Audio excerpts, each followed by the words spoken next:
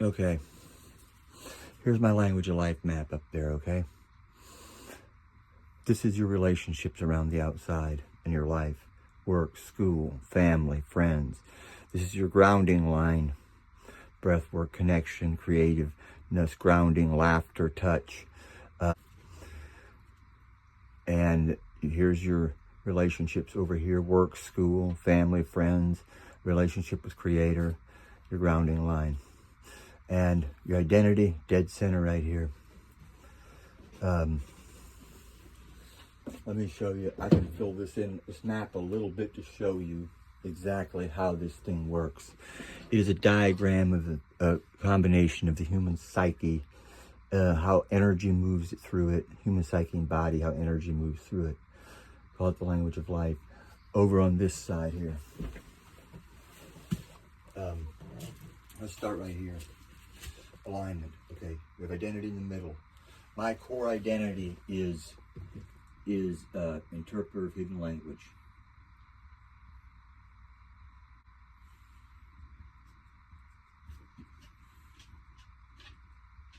That's an easy way to put it. Here's your ember within the center of your being. The ember, the spark that burns within you when your identity is strong. Your alignment line up to relationship with the Creator or Providence. I would say Providence or the Creator. Core wounds.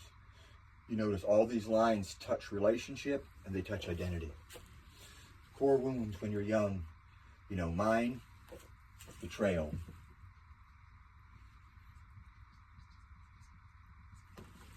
So core wound, betrayal comes in, weakens identity. Core wound sets your nervous system threshold. Your nervous system threshold, I'm not going to fill that in, but basically what it is I look at it like your nervous system is a wild wolf. No one has full control over their nervous system. If you go and put a starving wolf in a cage, and somebody goes inside that cage and reaches for his head, at some point that wolf's going to snap and bite. He's crouching in the corner, or maybe he'll meet you at the gate. But however his nervous system threshold is, if at some point he'll bite, and no one will blame him. But we constantly put all the weight on humans when their nervous systems snap. We're basically wild wolves, our nervous systems are. We run off our nervous system and we don't have control of it. We've learned to manipulate it, to move with it, to not let it get too overstressed so it snaps like the wolf. But that's the truth of it. Attachment style. Your nervous system dictates your attachment style. That's how you interact with relationships. All relationships. And there's 4 types of attachment. Secure, anxious, avoidant, disorganized. Secure, these happen by the time a kid is 4 years old, 3 or 4 years old. They're pretty fixed. A secure kid has to have, it's about nervous system regulation. It always goes back, nervous system regulation dictates most of this map. A secure kid has to be effectively and consistently co-regulated with their caregiver has to co-regulate with them when they're upset, when they need something. Give a kid 35 to 40% consistency in helping them regulate their nervous system. It should be secure. Anxious is when a parent, sometimes they do a really good job with the nervous system, and sometimes they're not there. They might be off at work at a babysitter, or maybe they're too busy and it's inconsistent. Avoidant, those parents, they just don't like emotions. And the kid learns, emotions get me nothing. And they become fearful of the relationships of closeness. Disorganized happens, they become disorganized. Their caregiver gives them a sense of fear as well as a sense of safety. And these people, disorganized, they experience avoidance sometimes and anxious sometimes. It's a mix. Usually they lean one way or the other, but they can experience both. And avoidant isn't an actual, you avoid relationships. It's when you get too close, something triggers. It doesn't feel avoidant. It feels like an aversion to the person that you're about to get close with. You just suddenly don't feel right about it. So attachment style. My attachment style is disorganized. Terrible writing. Love language. Gary Chapman, 1992, I think he came out with that. My first one, words of affirmation. That's how we give and receive love. Everybody has it. Everybody has all these things. And it's a wonder anybody, and that's why we struggle so much to get healed in today's world. We'll go to therapy year after year. It doesn't do much good if you don't understand your design. We're created in patterns and designs. Hate to brag, but nobody's come up with this extensive of a pattern of the human psyche. And it's new, you know, I've only finished it, you know, a couple months ago. Basic human needs, everybody has those. Who's that guy? Tony Robbins, basic human needs. My number one human need is connection. I'll put two of them down there, connection and significance. See, if you look over here, I have the list of the basic human needs. Example, certainty, variety, significance, connection, growth and contribution, love language, words of affirmation, acts of service, receiving gifts, quality time, and physical touch. And there's your nervous system right there. Core wounds are abandonment, rejection, betrayal, neglect, humility, injustice, loss of autonomy. And your cognitive stack here, that is your wiring of your brain. There's two ways for you to make a decision in this world. Thinking or feeling, and they can be extroverted or introverted. And if you'll notice, right there, TE stands for extroverted thinking. The short word for it, or the title, is efficiency. TI, introverted thinking, accuracy is the short word. FE, extroverted feeling, harmony. FI, introverted feeling, authenticity. Those are your deciders. We observe the world with the bottom four. Introverted intuition, possibility. Extroverted intuition, possibility. Introverted intuition, foresight. Extroverted sensing, physical awareness. Introverted sensing, past experience. Your observers, these are what you can see, smell, taste, and touch. One's in the past, one's now. These two are possibilities and futures. The introverted one is more like foresight, that one's more like possibility. So now I'll go to your cognitive function stack and show you how this works. Mine is NE. My second one is TE. My first one is extroverted intuition, possibility. My second one is extroverted thinking, efficiency. My third function is FI, right there, authenticity. And my fourth one is SI, past experience. So, past experience,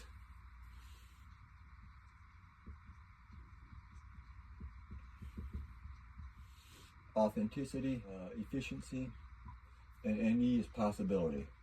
There's more to this here, but that's the basics. That's what we're going to do. So now, okay. See, all these spider webs touch your relationships around here, and that's where you get wounds come from. That's where all our hurt, our misunderstanding, all comes here, and it flows through these and weakens identity. The identity gets weak, and it pumps bad blood. That's what I call it. Not bad blood, but it pumps insecurity, wounds, anger, nervous system thresholds. It pumps it back out into your relationship, and it's just a big cycle. Constantly, we're getting wounded out here, coming in, weakened identity, and it pumps it back out, and it's just a vicious cycle. So if a person wants to heal, you can go to counseling as long as you want. If you don't address these things, you're not really going to heal. It's like patching wounds. If you work on your attachment, so you're just patching a wound thing. Core values up there. I was going to write that your core value is part of your identity. My first one is truth, probably. So I'll put truth here at the bottom. Yeah. So now, if you want to fix your identity, that's the center here. You want to fix your identity. How do we do this? How do we start in the middle here? Well, the first thing is your cognitive function stack. Understand your wiring. If you don't understand how your wiring works, you don't understand how your brain works, you don't know who you are. You don't even know what you like. If you ask a lot of people, what would you do? What's your dream? What do you want? Every single person in this world is made to live, made to do a job, to make a living. What do you want?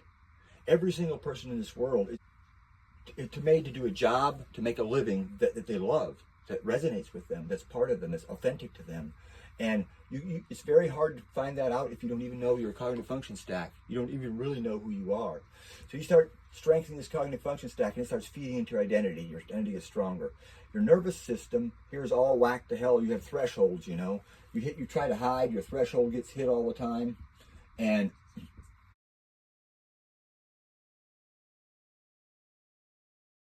so how do you start fixing this? We start going into the grounding.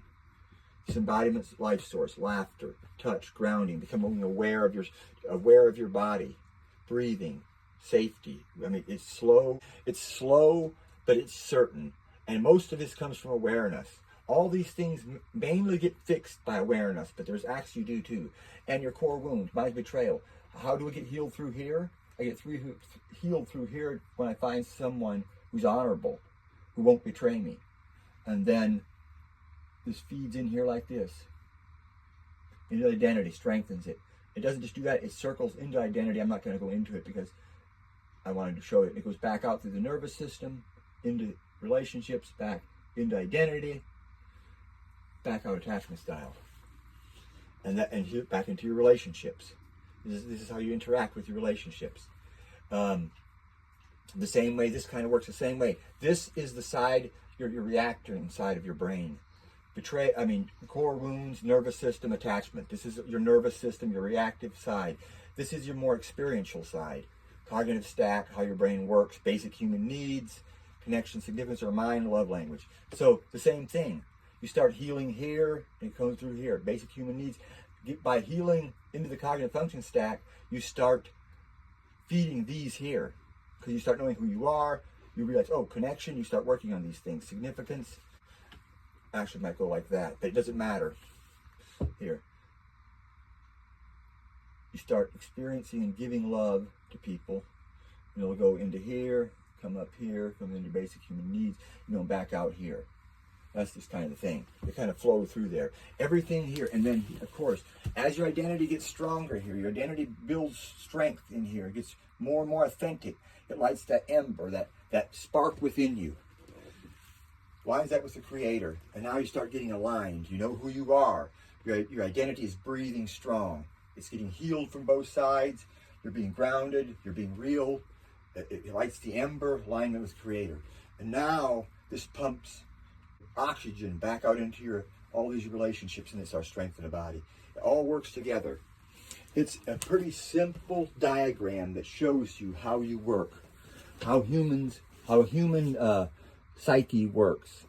And each one of these tenets here has been long studied. Attachment style was done back in the 70s.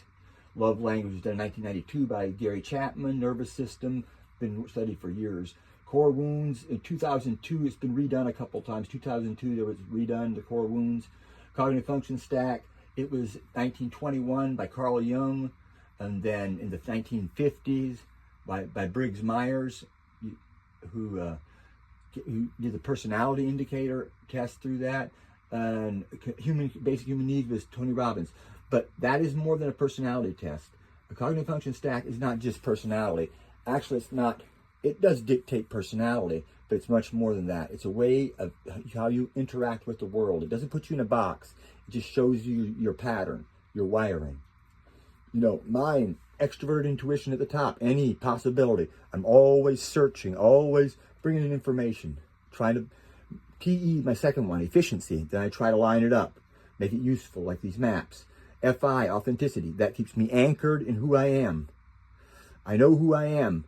From those first two, my job is to interpret hidden languages. That's one of my identities. Most of us have more than one tenet of an identity, but that's just one. Okay, so I go out there, I gather information, I put it in an organized system that people can understand.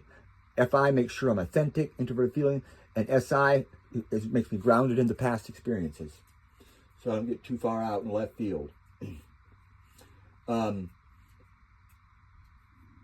And these are just, I showed you those core values there. When someone does one of these maps, I write horribly, but I suggest, they put one of their identity tenets up there, and their core values in there. This helps you understand who you are. When you identify your core value, you identify your identity, And if you get rid of all the labels, it doesn't take too long. And then your core wound, it's just pretty clean flowing. I believe this is legendary. It will change the world. Because if you can map a human being, I can map companies. You can go in, you can map all the people in a company. You can color code them according to if they're thinkers, feelers, intuition, sensing. And we can find where they're weak, where they're heavy. We can get people in alignment. But the real question is this. The question is, does reality bend to truth or dominance? Because there's two ways when you're doing corporations. It takes a lot of dedication and interest. You really need to do it. This will change your life if you work on it. But where it's really strong is giving it to agencies. I mean, anywhere from government agency to police stations, militaries. The military would benefit tremendously from this in their leadership. Put the right people in. I mean, the leadership is so, military leadership is so heavy on introverted sensing and extroverted thinking, they have nothing else. I mean, they're so top heavy. They have no possibility in there. No. Another word for any is possibility or exploration. It's foresight.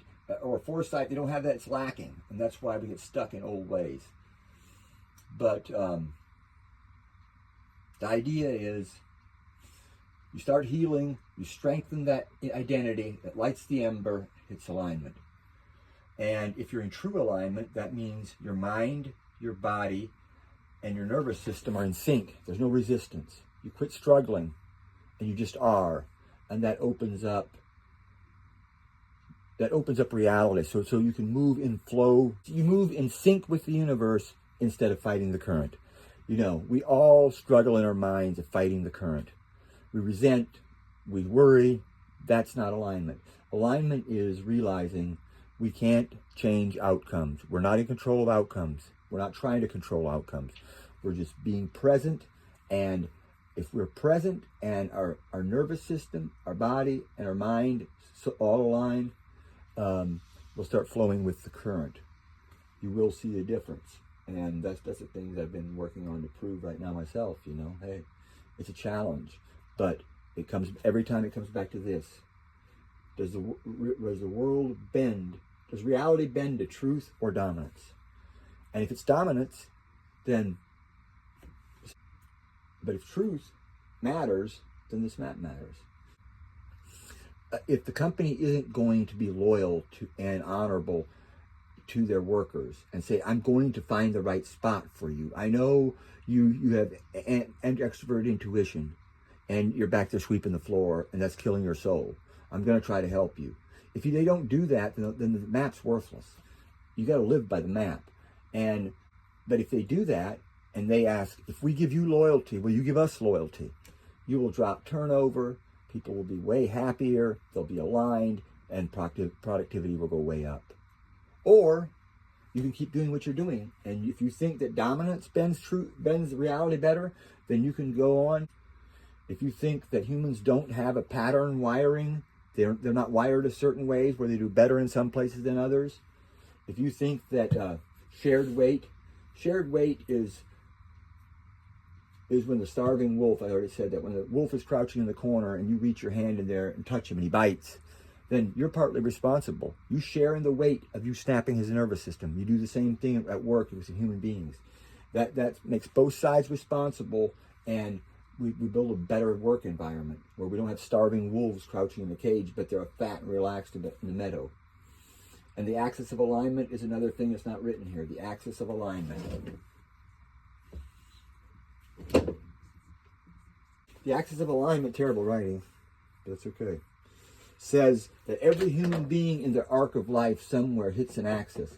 If they don't realign with their identity and their core values, then by definition they sell out. Same way as a company.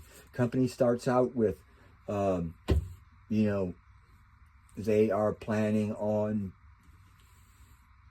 providing a service, let's say, You're going to provide a dog walking service, and you're going to have great human interaction. You're going to have great communication with your clients. You go out and walk their dogs all over, and all of a sudden you get this axis of alignment. You start making some money. You forget who you are. You're a dog walker. and you start blowing the people off, you start missing your appointments, or you start walking cats instead of dogs, maybe. Maybe start working part-time down at the restaurant washing dishes. You forget your vision, and soon you're off course. Alignment, true alignment, the axis of alignment means most companies, this is something I came up with myself. As far as I know, no one's ever used that term. Big companies especially, they can very fast get off track. And I'll give you 2 examples. YouTube and Facebook, both have sold out. They still do what they set out to do, but Facebook was going to make it easy to connect. Now it's just a wreck. YouTube was a place for people to share. Now it's just algorithms. They still provide that, but their main goal they sold out on. They never realign with their original values or the original vision. That's the axis of alignment. You always realign with your axis of alignment through life whenever you get a chance. I'm not feeling very pumped tonight, but I just wanted to do this, show you a little how it worked.